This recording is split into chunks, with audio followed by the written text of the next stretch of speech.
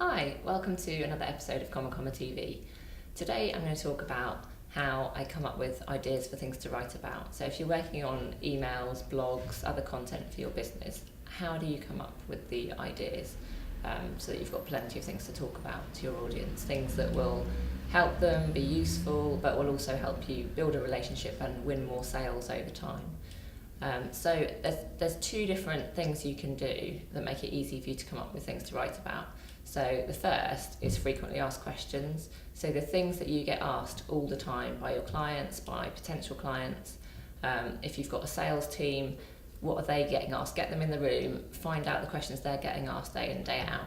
Those are the questions you need to address with your audience, and that will be helpful in a couple of different ways. One, it gives you plenty of things to write about that are going to be useful. But it also means that you're educating your audience and they're actually going to be more likely to buy from you as a result. So frequently asked questions is the first thing. The second thing is frequently unasked questions, so FUQs, careful how you say that.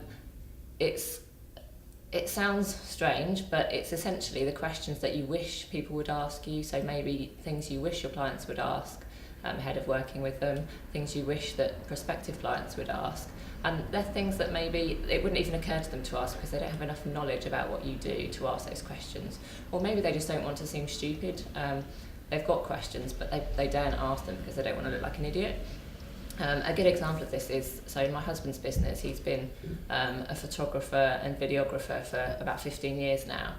And one of the things that drives him slightly insane is he can turn up on a shoot and people are just not ready for him. So even though he'll have briefed the client and said, you need to make sure, he's going to shoot 50 headshots for a law firm, and he'll have told the client, you need to make sure that the office environment is tidy where you want me to shoot the pictures, you need to make sure everyone's wearing the right clothes, you need to make sure that everyone's actually available, they're not on a conference call all afternoon.